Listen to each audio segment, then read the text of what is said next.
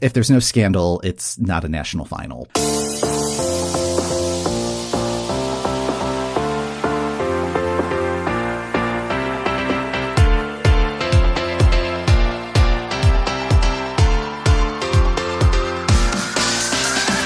Hello and welcome to the Euro What, episode 176 for the week of January 2nd, 2023.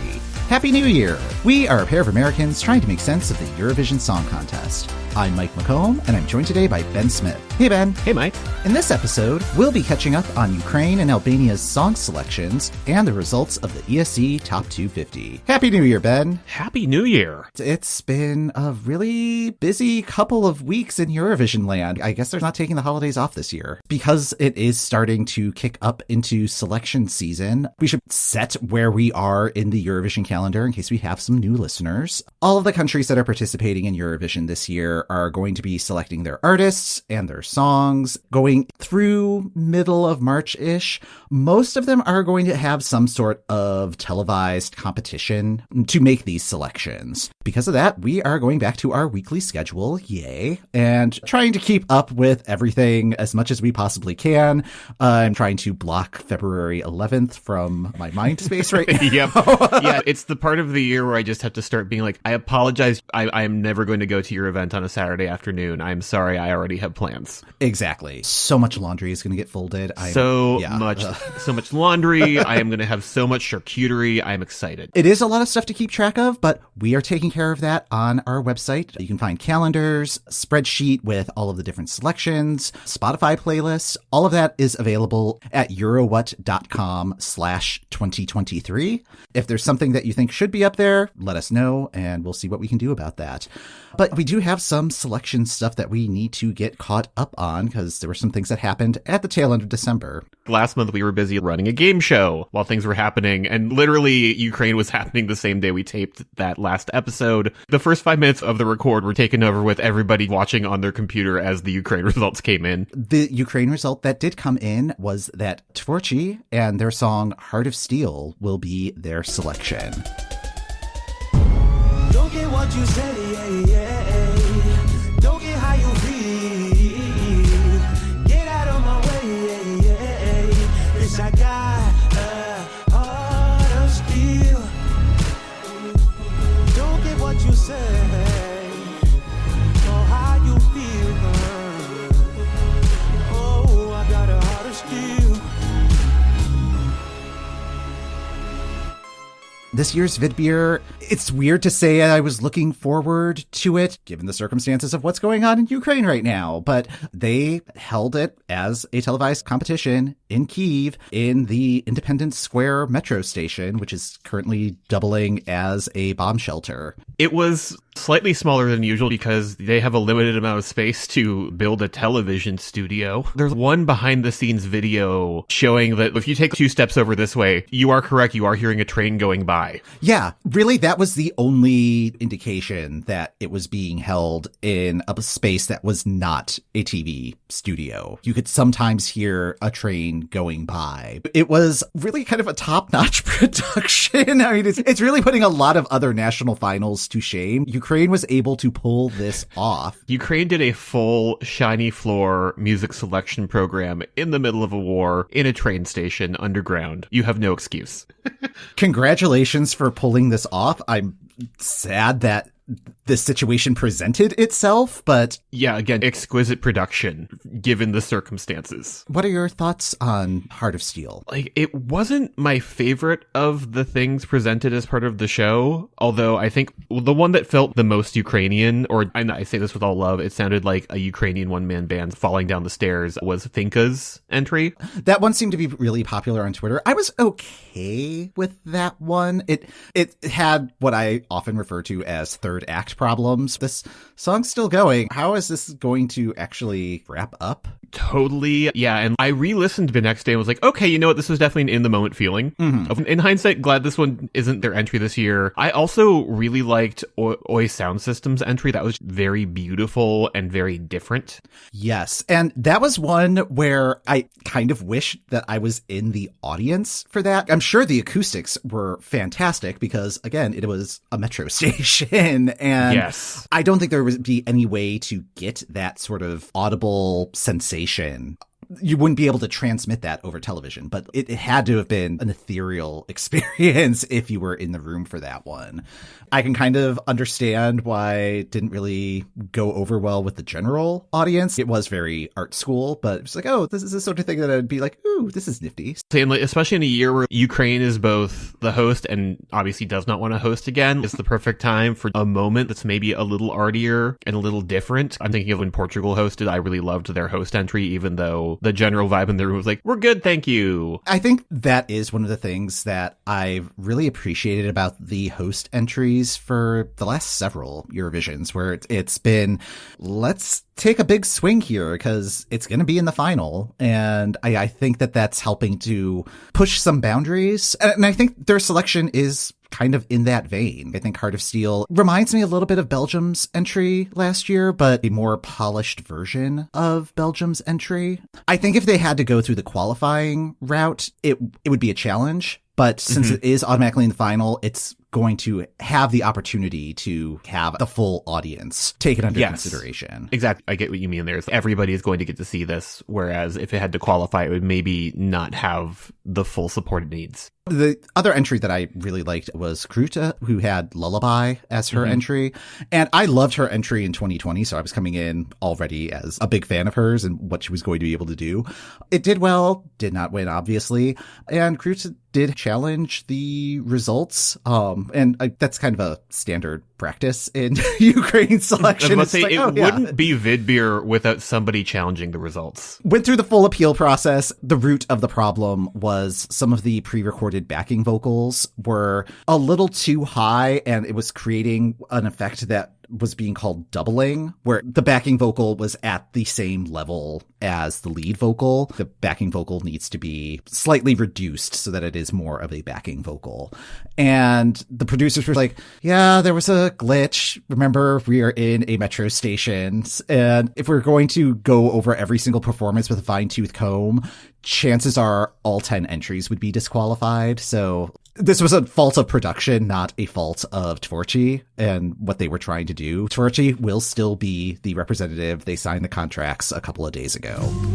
Our other selection that's happened since we last chatted is Albania. Festivali Këngës happened, and we have a winner. It is Albina and Familja Kelmendi with Duje. So they actually placed second in FIK this year with the jury right behind Elsa Lila's Evita. They're trying something different with FIK where there is a separate televote for the Eurovision selection. You were more of the FIK viewer than I was. I watched the semifinals this year and immediately was like, oh, Albania doesn't want to send a fun thing again this year because it didn't work out for them. I don't know. I think you're overstating my credentials a little bit. I watched the first night of it and was really into it. The second night of it, I was really bored most of the time. There was nothing that caught my attention. Yeah, I think it's very cool that Albania really loves stately ballads right now, but that is not my vibe. I am always going to be a person who wants a Maitana sort of a deal. And again, I think after they sent something that was a little bit more up-tempo and fun last year, and it was kind of all over the place, so I get why they're maybe sort of retreating to a safe space in what gets selected for FIK, but it's not to my taste, and that's fine. Duje was in the first semifinal. I think it was pretty obvious that it was going to do well. At least that was my takeaway from the performance, because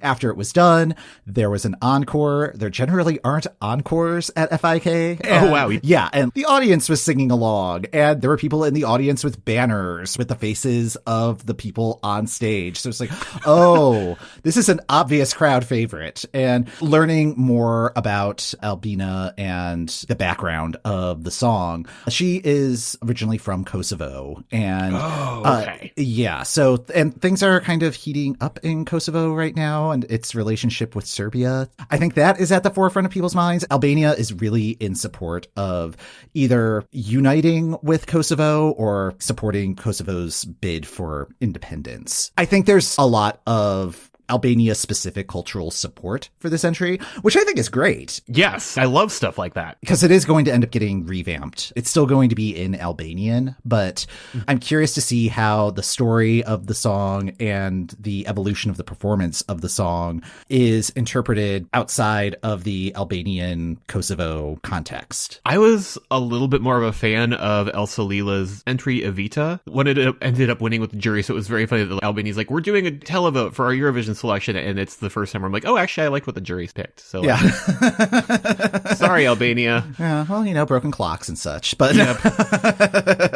But yeah, and then digging into some background on Albina, it's Eurovision season. You're going to find a Voice of Albania connection on this sort of thing, but she was the runner-up on the 4th series in 2014. All right. Yeah. Wow. Yeah. Wow. We've had the Voice for a while, haven't we? Yeah. And also the fact that was so long ago, 2014. So yeah, that was, 8 years ago? Okay. 9 years ago now. No.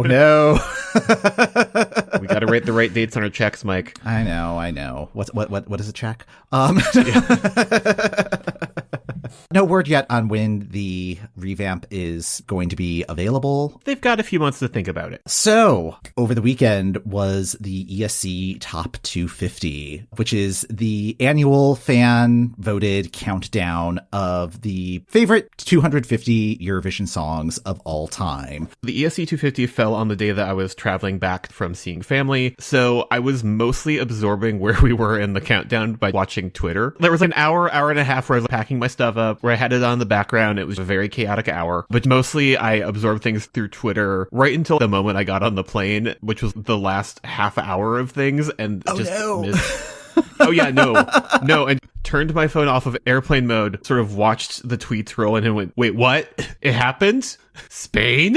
Yes. So the big news is that Chanel's SloMo from the 2022 contest dethroned Euphoria, Lorene's entry from 2012, to take the top spot in the countdown. Euphoria held the top spot every year it had been eligible, so from 2012 onward. This was a pretty big deal. Sitting in the living room listening to the top 10, and they said, and here's number 2, and then the air horn that starts Euphoria. It was just like, oh, this happened? And yeah, it was wild. Looking at the data, which we have linked in the show notes, there were 11,314 ballots submitted for all of the ESC 250. And SloMo was on 3,681 of them. So fully 1/3 of the ballots submitted had SloMo in some position.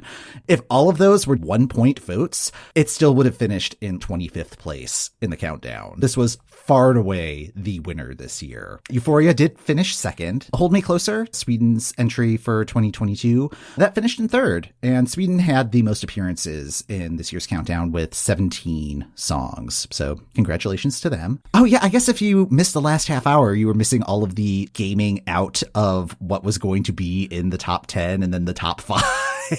Yes. Yeah. Oh yeah, no, I picked the most chaotic possible time of the day to not be listening to this. The way I approach the countdown is by the time you hear Waterloo, which I think came in at 22nd place, you're in endgame at that point. Yeah, you have a short list. You know what's going to happen still. Right. There are these songs from this year that we haven't heard yet, and it would be an absolute shock if they weren't included. So they're probably in there. There was stuff last year. We already know where they've slipped down, and the math was not quite mathing. There was a song from last year that was in the top 20. We haven't heard it yet, but there's not enough room for it. So everybody was trying to figure out which song that was going to be. Ended up being Kruna, which was Serbia's entry back in 2019. It was in 11th place last year, and it dropped to 273 this year. So it was not in the countdown at all. And I think part of that may have been Incorporate Sano ended up in the top 20. All of our Serbia energy immediately migrated to this year's entry. Molitva, that one's always going to be pretty safe, but if you are specifically Team Serbia, Incorpore Sano, that is a good entry to get behind. That was one of the ones where I'm like, that one had better be in the countdown somewhere this year. And hopefully not at where I'm listening right now, because it needs to be higher. That was what got my 12 points. I was very happy to hear it. And I was also genuinely concerned. I was like, wait, what if it didn't actually get through? Because Moldova's entry, Trenuletul, that one was in the 100 to 110 range, which was surprising to me. I thought that would have been that one much felt higher. super low to me. Other notable entries, Stefania, Ukraine's winning entry from this year, came in at number 39, which is the second lowest debut for a current year's winning song. That was kind of a head-scratcher moment. Ukraine's top entry was Shum, which took 6th place. The UK's Spaceman came in at 14th. That one also surprised me. I would have thought that that would have snuck into the top 10. Yeah. And I was also surprised to find out that it is only the second UK entry to ever reach the top 20. Love Shine a Light had previously appeared in the top 20. Granted, this is a countdown that has a lot of recency bias built in, so maybe it shouldn't be that surprising, but you know. Thinking about the last couple of ESC 250s, there is very clearly a strong Spanish Eurovision contingent, because there will always be various Spanish entries where you're like, wait, that's up this high? So it does not surprise me that that very, very fervent fandom, combined with everybody else loving SloMo, pushed it to the top. Of all the songs to potentially dethrone Euphoria, this one makes a lot of sense. I saw a number of people on Twitter complaining about the Spanish fandom because there is like a toxic element to part of the Spanish fandom, which I think there are some legitimate criticisms there. But for something like this, my thought process is kind of, well, there's nothing in the rules about organization. As long as there was no cheating involved, where it's like, oh, I'm going to vote via my Facebook account and then vote via my Twitter account. That part's not cool. But if you're getting all of your friends to vote this way, I think that's totally legitimate. I don't know. It is such a good song. It got my 10 points. I started composing a ballot in my head and mostly voted with my heart rather than my computer in terms of this year's ESC 250, but it was probably going to get at least 8 points from me. Even if there were some dubious ballots in those 3,600 ballots, there still would have been enough legitimate room for this to take the top spot. And I mean, Euphoria had a very, very, very, very good run at the top here. So Yes. I think it's time for there to be some change at the top. Just like an ESC 250 Hall of Fame, where it moves on to being an emeritus selection that yes, thank you for the vote, but also it's good. When people were realizing that there was an entry that was going to be missing from the top 20, top 15, top 10, I started thinking, well, wait, maybe it was like with Candice Bergen and Oprah with the Emmys, where they're like, oh, I've won enough times. Do not put me in for consideration. So it's like, maybe they took Euphoria out and didn't announce it. But no, of course, they would not have done that. So it's very similar to how the VMAs are now, where it's like, you know what? If the BTS army wants to organize and get them nominated for Band of the Year every year, good on them. Mm-hmm. Yeah. If it makes it boring, then figure that out when that happens, but then add something to the rules to spice it up. Great news. You've nominated them so many times that we're going to give them the Video Vanguard Award and they're banned. I don't see that happening with Euphoria. And no, it's very possible that Euphoria could end up taking the top spot again next year, or a song that drops for the 2023 contest could be the next Eurovision Messiah. Is that where we're going with this? Could be the new Euphoria. There we go. A paradigm shifting song. It's been a decade. It's time. Congrats to everybody. We did our New Year's Eve thing on the 30th rather than 31st. So, yep, I'm going to stay on my couch all day and listen to these songs and crack jokes on Twitter. And the really nice thing about that was we stayed in watching Parks and Rec reruns on Peacock for the evening. And during one of the commercial breaks, as we're on the tier that has commercial breaks, Peacock was doing a trailer of all of their upcoming programming for 2023. So Natasha Lyonne's new show, which I'm really excited about, a new season of Bel-Air, a bunch of sports things, and Eurovision 2023 was on the list of events that they are covering. Oh, excellent. They're giving it promotion. Yes. All it was Eurovision 2023 appearing on screen in Arial font, but that's all we need. That is all we need for confirmation. Yeah. So you may have heard it here first, because I believe we are the only active users of Peacock. But Yeah, let's say Peacock intern, check your email for the press kit. Come on, they have to have the logo that says Liverpool 2023 at the bottom. that was the last 2 weeks. We have stuff coming up in the next week. Well, I hope you're excited for some logistics, but it's this program. If there's one thing that we're excited about, it's logistics. Yeah, it is. So many format changes. I'm so excited. There's going to be so many spreadsheets, and spreadsheets are my love language. So get hyped, nerds. NRK is switching up the format. Thank goodness. Oh my gosh. They have seen my tweets, much like the Great British Bake Off people saw my tweets about Matt Lucas. I hate to break it to you, but his new gig is going to be, If he is revealed as one of the subwoofers, I am throwing my television out the window. God, that would be the worst. Anyways, this year's Melody Grand Prix is only going to have 3 semifinals, and there are no pre-selected acts. Yay! Hallelujah. The first of those semifinals will be January 14th. Not changing. The songs will be released on Monday before each semi. The first batch is coming this Monday. Yay! And what this means is that there will be a 9-act final on February 4th. Speaking of the confluence of Melody Grand Prix and British television, Subwoofer did make an appearance on this year's Big Fat Quiz of the Year. None of the panelists could fill in the blanks of Before That Wolf Eats My Grandma, Give That Wolf a Banana. Yeah, but they did get treated to a little dance, so that was fun. And Jimmy Carr seemed genuinely delighted by the performance. He was, oh, this is pure Eurovision. So